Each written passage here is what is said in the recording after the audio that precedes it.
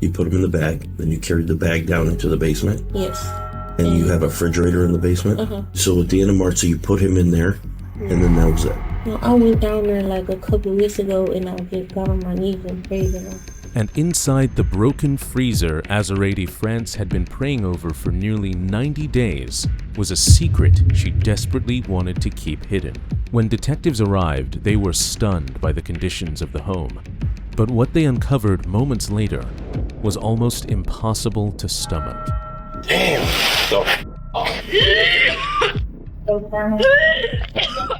Inside lay the slowly decomposing body of her 3-year-old son Chayce, a child who should have been safe in his mother's care. Instead, he had been hidden away for nearly 3 months. But the horror didn't end there. What Azuradee revealed next would leave the entire state of Michigan shaken. Why was he losing weight? He wanted to eat. I don't know. He would not eat nothing. But there's pieces. Every second of the interrogation would reveal another layer of unimaginable cruelty, and detectives were soon about to uncover a sickening motive.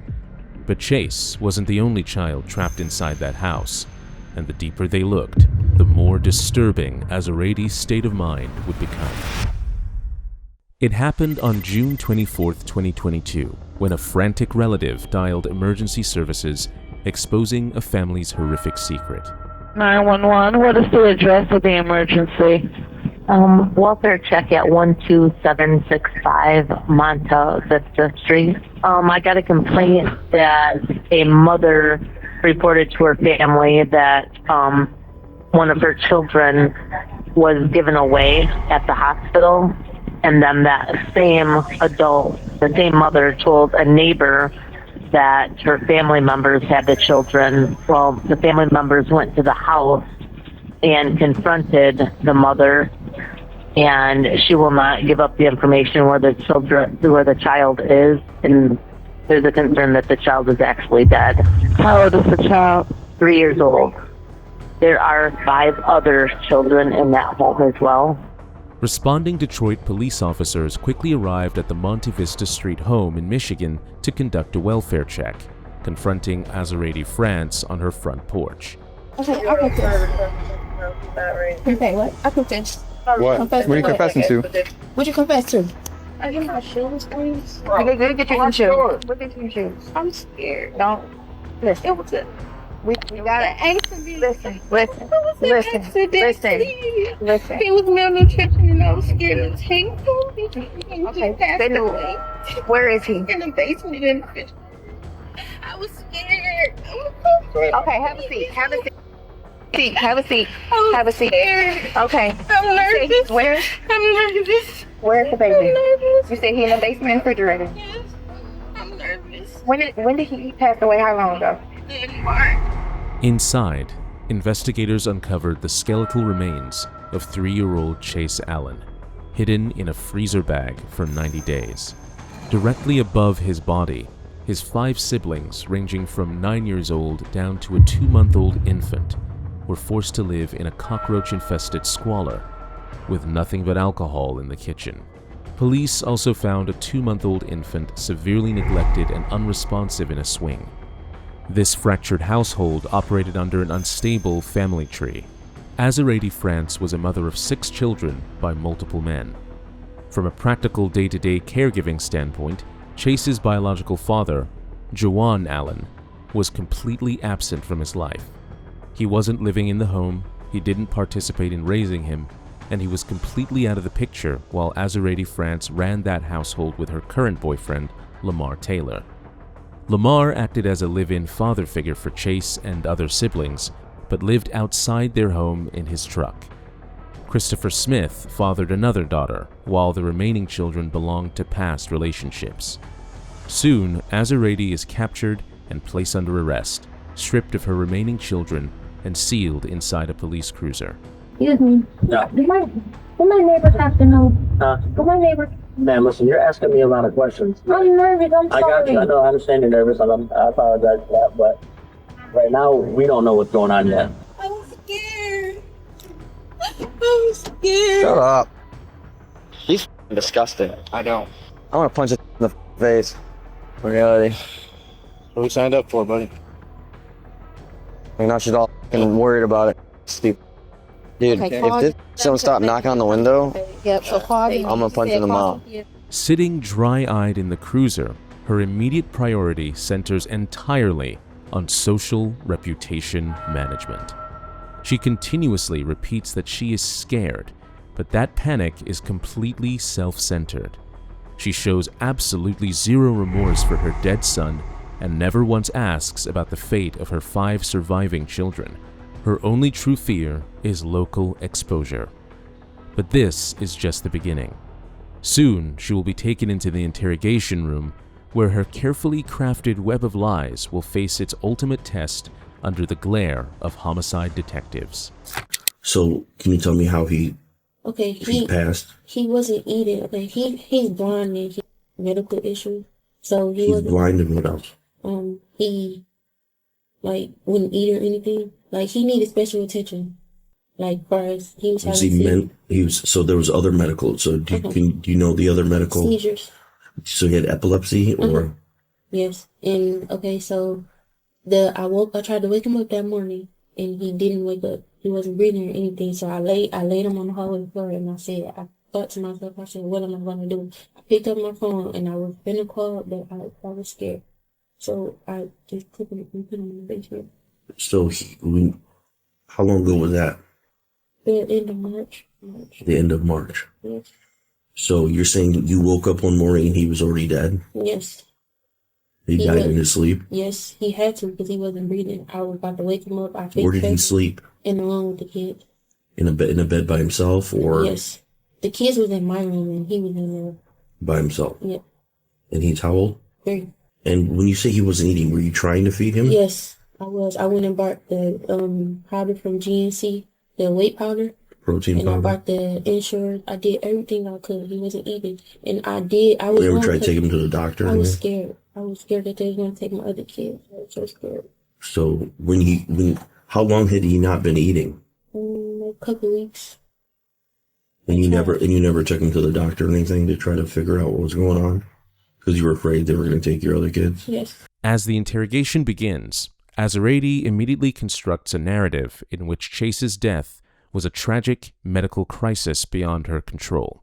With a striking lack of emotion, she describes her blind 3-year-old's refusal to eat as though it were an independent choice rather than a consequence of abuse.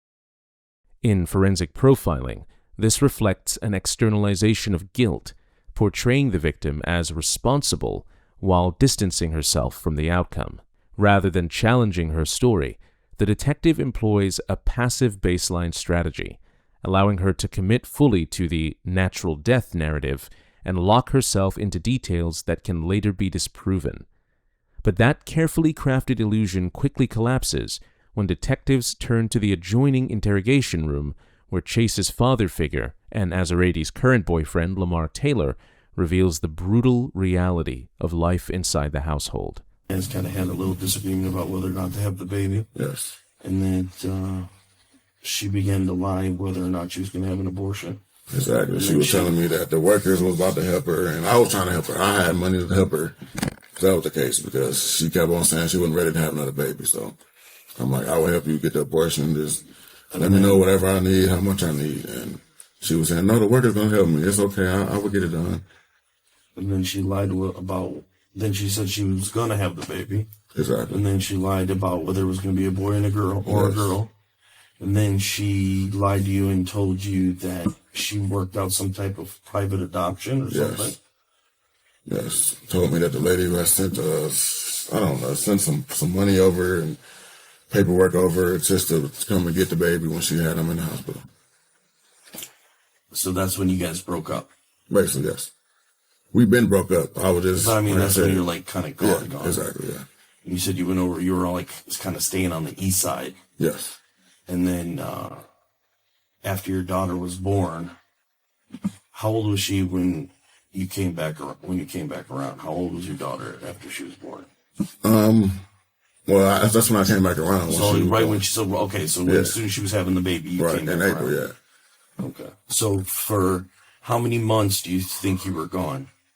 I'll say about 3. And she told me that she gave him up for adoption and she couldn't handle it anymore. I guess from his illness of him being blind, that she couldn't do it no more. And okay, so what? So you're saying she told you that she gave him up for adoption? She told everyone. She told me and everyone else that. Her family, neighbors. So everybody was under the impression that the child had been adopted. Yes, sir. Okay. Well, she just got him back like a year ago, but she had him for like a year and a half. So yeah, but when they're that young, they got to go every couple months, get their new series of shots and get checkups. And so, did you ever see her take them to the doctor? And that's probably about it. You don't remember her taking any of the other children to the doctor? No, she did through whatever he was going through. I remember I had to come get my son. And what do you mean when he was going through whatever he was going through? He was sick. I guess he got sick from food or something. I know he's blind, and how old is he? Or was he? 3. Okay. I mean, did he require more attention? That's what she made it seem, yes. And, I mean, talk to me about, like, what was different about him? Well, if he wasn't eating or something, or like if he just anything wrong or something like that, she would just like get real mad or whoop him or whatever. Listen to the staggering casual coldness in this father figure's baseline. He describes a 3-year-old being whipped with a belt as though it's routine discipline. Chayce was repeatedly punished for bathroom accidents and struggling to feed himself, despite being blind and unable to navigate his surroundings. With a single statement, Lamar strips away any medical explanation for Chayce's refusal to eat. This wasn't a toddler being stubborn. This was a child living in terror. In child profiling, this is often associated with trauma-induced anorexia, where fear becomes so overwhelming that basic survival instincts shut down. To explain Chayce's disappearance, Azuradee spun conflicting cover stories, claiming she gave him up for adoption, surrendering him to a hospital, or handed him to a friend. And Lamar blindly accepted these lies, never once questioning where the toddler actually went. What Lamar reveals next exposes a level of cruelty that went far beyond physical. When you say whoop him, like what would she do? She'd get a belt and whip him. She'd hit him with a belt? Yes. Where at? On his butt. Just his butt? Well, yeah, I don't sit there and just watch her. I just know she was whooping him. Like what part of the belt? I'm guessing the regular is the side that you whip him with. Not the buckle? No, I know. Did you ever see her use her hands, punch, kick, throw him? No. Drag him? No. Grab him by his head, neck, anything like that? No.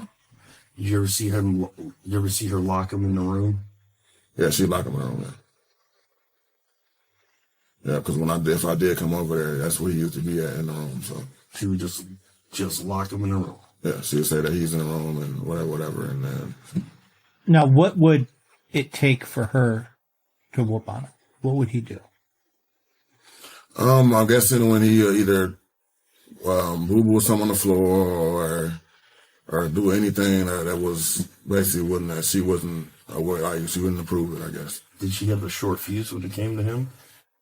Yeah, she had a short fuse period, but it was mostly when it came to him. So he was potty trained, right? He was potty trained and then he wasn't. I guess he was getting potty trained. So it was like he'd go to the bathroom every now and then, or he'd say he had to use the bathroom, but then he said he don't, or he was like, I don't know. And he'd go on the floor or something like that sometimes? Yeah, sometimes he'd go on the floor, yeah. And that would obviously set her off, right? Exactly. Lamar's casual admission exposes the isolation protocol Azuradee used to control the crime scene. By locking a blind special needs child inside an isolated home, she ensured that visitors, neighbors, and even other fathers dropping off children wouldn't see the progressive physical destruction of his body. But there is a profound psychological contradiction in Lamar Taylor's own behavior. He admits he knew the disabled boy was being locked away in a dark room and whipped with bells, yet he chose to walk outside, lock his truck doors, and sleep in the driveway. This is an extreme form of narcissistic avoidance. choosing personal comfort and total detachment over basic protective responsibility. In a house overflowing with adults, there wasn't one single person willing to stand between a blind toddler and his abuse. But while the father figure looked the other way, Azuradee's sister, Azuradee Sauls, refused to be blinded. When last time you seen him? The last time I physically seen him was earlier last summer. Early last summer, and that'd be 2021. I always did like regular pop-ups from time after work. Just because I knew the type of person she was. I knew she wasn't capable of taking care of her kids. Why'd you say that? Because, first of all, we always got into it because of how she took care of her kids. Like, me and her always got into it. She never liked me, always blocked me because she didn't like hearing the truth. I told her plenty of times, like, you need to start taking care of your kids, doing better, and if you need help, you need to call us. She didn't like to hear that. I told her that she needed to get rid of Lamar because he wasn't helping her with her kids. He didn't care, even though he had kids by her. He still didn't care. So you saw the baby last, and he looked terrible. What happened? And that was last summer. Last summer. How did he look? Horrible. I walked into the house and the house was filthy, nasty. I walked into the room and I didn't see. When the kids started moving, they always laying on top of him like he didn't exist. Like he just was, I don't know. It's like, it was horrible. I walked in, I told him to get the off of him. And when he stood up, he had on a baby's diaper. At that time, he was, 2, I believe. Yeah. He was 2, and he stood up. He peed on himself. His entire head was bigger than his body. And his eyes was just like going weird, like he couldn't focus on me. And I told her, I said something wrong with his eye. Something is wrong with his eyes, like he's going blind. Fine before he got back. All the kids was fine before they got back into her care after she had that incident with my dead brother's son. All the kids were perfectly fine. I don't understand why they gave her kids back. I really don't. Asking her for any information, she wouldn't give us nothing. Always lying, telling different stories. So we went. What story did she give y'all? The first story was he was in cold water with her daddy. That was a lie. He wasn't down there. How'd y'all find out he wasn't down there? We found out from that's not my daddy. My sister's daddy's girlfriend. Okay, so you found out through somehow. I think my mom was talking to her and she said like once or twice, but she kept saying that he was staying down there. Okay. The second lie was that she took him to the hospital and she told the hospital that she didn't want him no more. She couldn't deal with it, and she said they told her that if she give him up willingly, she won't get into any trouble. I found out to be bull and a lie, because if you tell them that you can't take care of him, that means you're not capable of taking care of the rest of your kids. They're not just going to give you a chance to just give away that one kid. They're going to take all your kids. So you're saying it'll be an open investigation on everything? Yes. All right. So that was the third lie. The third lie. She told, this is when I pulled up to her house that one day, and I asked her. She said, he's with this man and his wife. I said, where's the information? She was like, I just talked to him. She would not give me no information about him. I said, out of all of your kids, you give up. I said, why didn't you give up the rest of your kids? I just couldn't deal with him no more. I don't understand why she couldn't deal with him, maybe because he was blind, but the sweetest kid that she had, the most quietest kid, was last year when I seen him. Last year you told me. I wanted to take him out the house. I said, give him to me. I told her, that's when she kept making up excuses. I don't have clothes. I don't have shoes. I said, I have stuff for him. I begged her. I said, give him to me. Did she ever call you and be like, hey, you can come get him? She did one time. That was before that, though. Well, and I just told her, yeah. She said that, you want that, you can come get him. But then she played me, and I never heard from her again after that. And then that's when I did a pop-up at her house, and that's when I told her, just give them to me. I knew CPS would have got involved, but what I don't understand is why she even got her kids back at all. Why her kids get taken in the first place, you know? Because she beat my nephew. She beat your nephew? Who child was that? My dead brother. The dead brother. The aunt's description provides a devastating psychological indicator of how the entire household had been conditioned by Azuradee France.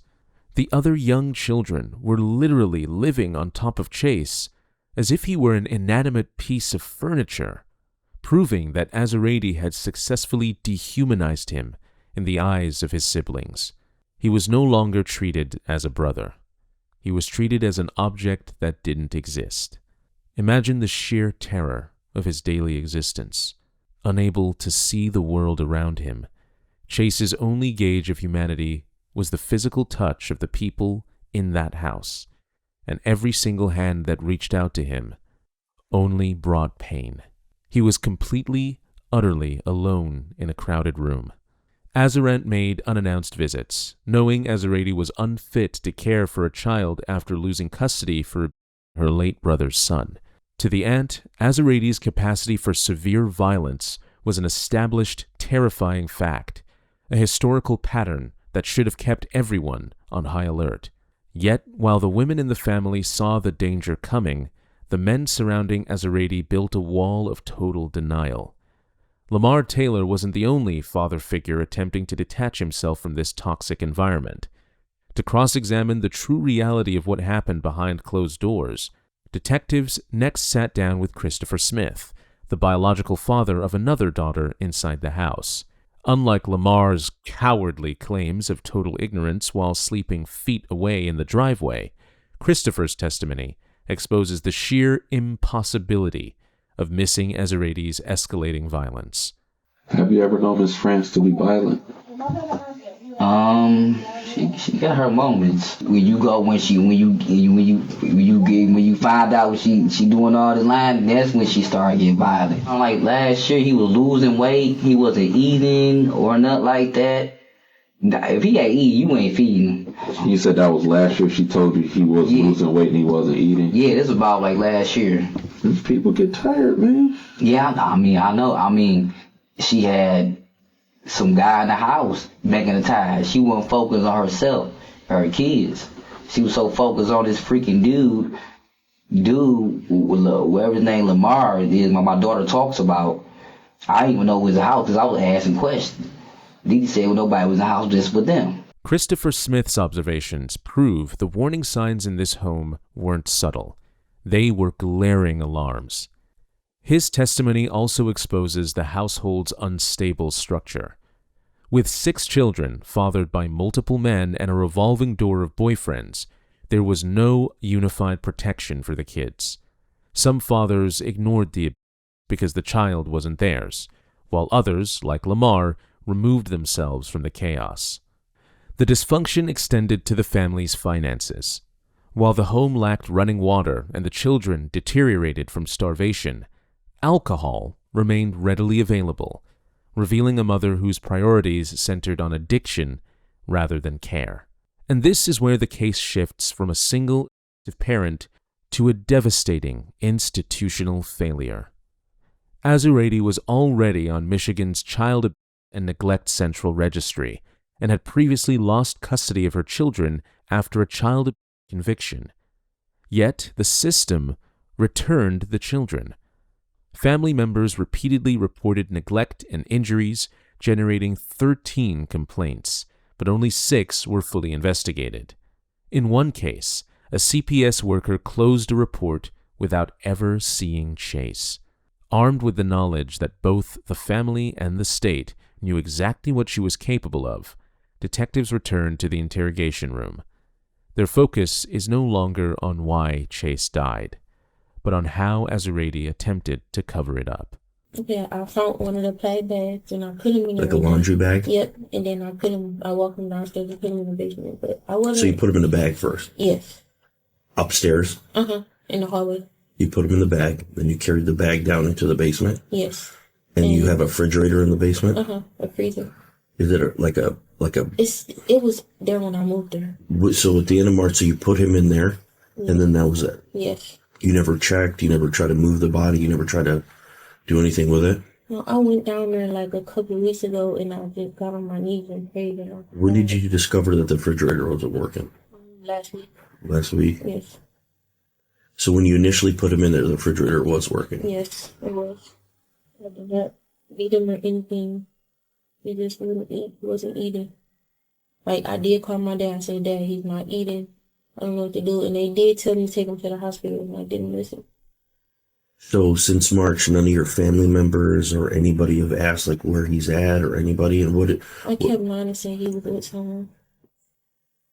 And I wanted to open up to him, but I was so scared. So for 4 months, he didn't ask. Yes, he asked, and He never didn't. I mean, 4 months is a long time for a kid to be away. And for him not to wonder where this child is. He's not the father of that child? No, he was wondering where he was. He kept asking me, and I kept lying and saying he was with someone. So and he kept saying that didn't sound right to him. None of his family members ever came and visited the child or anything like that? Grandma, nothing? No. Okay.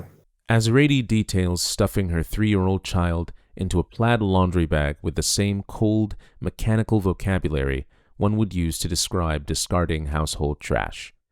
There is no tremor in her voice and no psychological leakage of remorse. Her psyche had completely normalized the concealment. She even details the operational status of the freezer with absolute, emotionless calm. But this clip sets up the most explosive confrontation of the entire investigation, because what happens next is something absolutely no one is going to expect. There's no way you're going to have me believe that you're completely detached from that house other than you pulling your truck in the driveway and sleeping, okay? No, you've got 2 children that you birthed with her, so you've got an emotional connection there, okay? Exactly. Regardless of how you feel about her, you still have 2 children that you love. Right. So to suggest that you're separating yourself, you're detaching yourself, I don't know what was going on in there, man. We were having problems. I was sleeping in my truck, but I was there. No, I never said I didn't know what was going on. I was there. You tell me what was going on. Well, as far as her being mother, she was doing her duties, and she was just basically just, like I said, depressed, and she was going through her illnesses, whatever. And I was there to try to help her out, to try to make her, come down from that. They can open up to a total stranger and be honest and understand the trauma that they saw, the horrific things they saw. You want me to believe that somebody that they trust and, in your words, love you, those same children never told you anything about their brother, but yet they'll tell a total stranger like me? No, I swear they didn't, bro. No, they didn't. Hey, look. Like, I always used to say that it was like when it first happened, or when I first started seeing him just acting weird, like, to ask her, like, what's wrong with him? And she'd say, I don't know, I'm gonna make him a doctor's appointment to see what's going on. And, I would always ask her, like, something's wrong. Like, he's acting weird. You don't want to get caught up covering up for her. I'm not, bro. This is a horrible situation. I know. I'm hurt. I'm in it. And you are in it now. Okay? You've got children that observe the mother putting that in a bag and throwing that in a freezer. Now, Lamar, there's no way. I'm not trying to disrespect you. I'm not trying to disrespect you. Respect you. Well, if I knew something like that, bro, I would definitely. Hold on, man. I'm talking right now. Okay, I'm going to talk. I'm going to give you plenty of opportunity to speak, but you're going to hear me first. Okay. Now, listen to me. Okay, and I want you to apply common sense and logic to what I'm saying. Okay. The reason why you're in that driveway sleeping, right, is because you've got 2 biological children in that house that you love. Exactly. You've got 6 children total that you look at as your children, right? Right.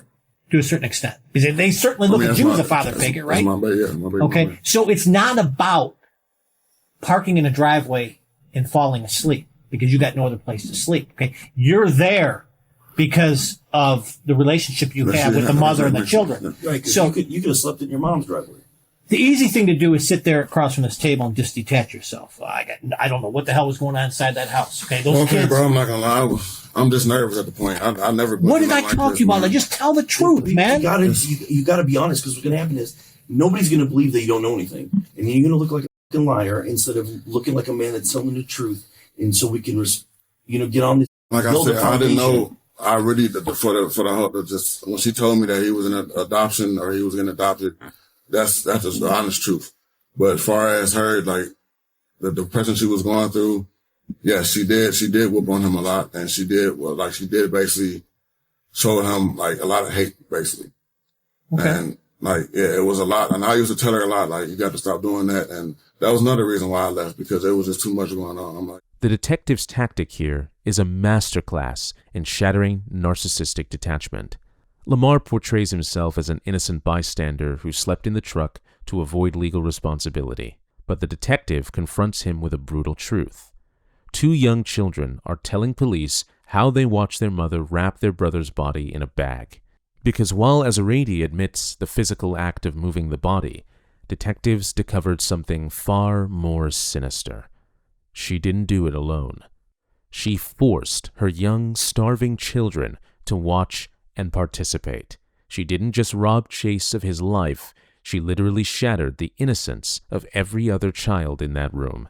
Under the weight of this systematic collapse, and with phone forensics proving Azuradee searched how to dispose of a body rather than how to save him, detectives bring Azuradee back for her second interview.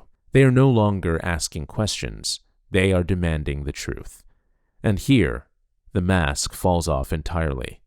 And this is the exact moment Azuradee exposes the deep-seated narcissistic resentment that drove her to torture her own son. You say he was blind, you wasn't giving him attention that you was giving the other kids. And what type of attention was that? Like sitting there talking to him and stuff and interacting with him. Was he able to walk? Yes.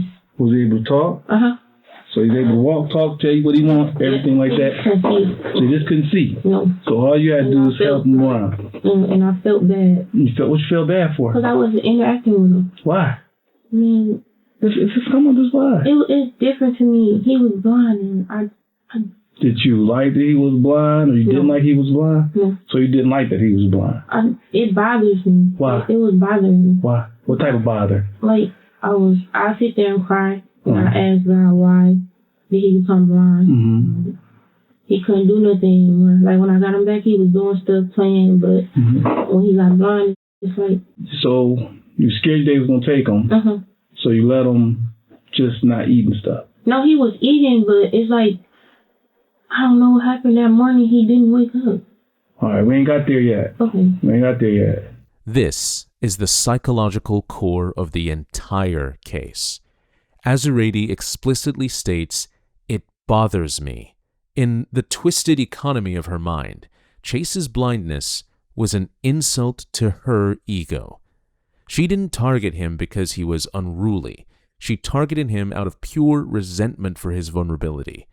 A disabled child requires attention, care, and selfless protection. Traits a malignant narcissist is fundamentally incapable of providing. Because he couldn't see, he became the perfect, silent target for her internal rage. And once that boundary of resentment was crossed, the violence escalated from targeted slaps to absolute torture. She finally breaks under the weight of the evidence, detailing the physical mechanics of her final, fatal assault. So he was eating for your dad? Maybe he wasn't eating for me because, okay, I did used to yell at him. What you yell at him for? What you yell at him for? He wouldn't eat. He wouldn't eat? What else? And then, like, okay, he wouldn't go to the bathroom. Okay. Like, he'd just sit there and pee. And, on the cell? Yeah. And I didn't whoop him, though, but I just yelled at him. How about, to use the bathroom on the cell? Like boo-boo on the cell? Yeah, both. Both? How often would you do that? Like, almost every day. Every day? Was it runny? Was it run off on him? Was it runny? Or so you just boo on him? Yeah. Who cleaned it up? Me. Did you? Sometimes the kids. What happened after he would boo-boo on himself and stuff? I put him in the tub and wash him up. And then I lay him down. Yell at him? Yeah. But I didn't whoop him. I yell at him. Well, I tapped his hand. Tapped his hand, that's it? Yeah. Never hit him? Okay, I'm not gonna lie, I did. Yeah. When? Now, remember, it's okay now. Just when. I don't want to be in trouble. Just when. Okay, I was frustrated and I did hit him. When? A couple times. I know. It was a couple times. Why? I was frustrated and I was angry. I know. I didn't mean to. But this is the time to say what happened. Okay. I did hit him with a belt. a few times. But I was frustrated over him, and I didn't mean to hit my son. The cause of what happened to him. Not because he's not eating and everything and all that. You got to come tell me. I think that's what it. You got to come tell me about everything, though. You got to come tell me. This happened over months, right? Mm-hmm. So you got to tell me. And it's okay. But this is the time, Dal, to let it out. Mm-hmm. I was whooping him. Well, I got the whooping part. I got that. You was whooping them, and what else? That was it. Didn't do anything else. Okay. You whooping them with just a belt. Clothes on, clothes off. Oh. Okay. And at this point, when he boo-booing everything on himself and everything, and you frustrated at this point, you say you're overwhelmed, you're saying, right? He's overwhelmed. What point did it become too much, the whoopings and everything? I don't know. You do know. You got to tell me.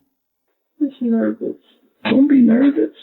Because time is not to be nervous. The time is, like you just said a little while ago, you're a bad mama. This is the time to be a good mama. This is the time to be a good mama. Okay? Mm-hmm. So you got to tell me, when was it too much for him? If it was February or the middle of March. What happened? He wouldn't eat, and I just took it overboard. What you do? I started hitting him, and then I kicked him one time, and that was it. Where you kick him at? I think in his chest. Okay, what happened after you kicked him in his chest? He lay down, and I went to go check on him, and he was okay, but the next morning, he didn't. I tried to feed him, and he didn't get up. Mm-hmm. Was your shoes on when you kicked him? No. Shoes off? Yes. What else you do after? You say you just kicked him. What else did you do that day? I whooped him. You whooped him and kicked him? Mm-hmm. At any point at that time, did he boo-boo on himself that day? No. Anytime did he try to eat his feces or anything? Yes. When did he do that? He did that a couple times. Mm-hmm. And I whooped him for that too. You whooped for that? Mm-hmm. February or March, right? Of this year, right? Let's get into February, March this year. When you said you kicked him in the chest, was that was the next day when he woke up? When he didn't wake up? No. He didn't wake. What time of the day did you kick him in the chest? That was that night. That night you kicked him in the chest? And you said you went overboard that day. Yeah, I was so frustrated that he wasn't doing what I told him to do, and what was you telling him to do? I took it out on him to eat, and tell him when he got to go to the bathroom and stuff. And he wouldn't tell you? No. And I shouldn't have did it, but I blame myself. Do you think you kicking him in the chest that day did it to him? I could have. I'm not sure. Not sure. But you know he didn't wake up the next day. No. When I went in there to try to feed him and give him something to drink, I set him up and he fell back down. Azuradee told detectives she became frustrated, took it too far, and kicked Chayce once in the chest. But even her confession still left critical details unexplained. The autopsy exposed a pattern of prolonged abuse. The medical examiner uncovered extensive head trauma, bruising across Chayce's body, and severe injuries from repeated beatings with a belt and spatula. His ribs showed fractures in different stages of healing, revealing a horrifying pattern of abuse that had continued over time. The most disturbing findings came last. Chayce's lungs were filled with fluid, indicating pulmonary edema and suggesting he had been forcibly submerged in water. Investigators also discovered 4 distinct thermal burns branded into his back with hot metal. This was not a single act of violence. It was prolonged torture. Sitting in the interrogation room, Azuradee attempted to minimize the abuse, But the evidence told a different story. She didn't snap in a moment of anger. She subjected her son to repeated brutality while a system that had been warned time and time again failed to stop her. And yet, the psychological horror runs even deeper. And now the detective uncovers the heartbreaking reason Chayce stopped eating in the first place. You said bruises all over. You said bruises on his body. Mm-hmm. What was the bruises at? Like, I think his back and his chest. His back and chest? Mm-hmm. What type of bruises were they? Like whips. Whips? Mm-hmm. And where they come from? The belt. And because you said he had no clothes on, right? No. All right. Do you have any bruises on his head anywhere? No. Anytime, let me ask you, anytime that you tie Chayce up? Yes. When did you tie him up? I can't remember, but I did tie him up a few times. Where at? Like this. And then I whooped him with a belt.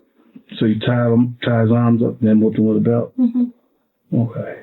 Let's go to that day. What day was that you kicked him in the chest? Can't remember. No. All right, let's go to that. Let's go to the day that you kicked. You said it's February, sometime February, March, right? Just kicked him that night. You said that night. Let's go to the next morning. You said you went in there, tried to sit him up. Yes. And he wouldn't sit up. He wasn't breathing. That night. Yes. He wasn't breathing. No. Did you call 911? No. Why you call 911? I was scared. You scared?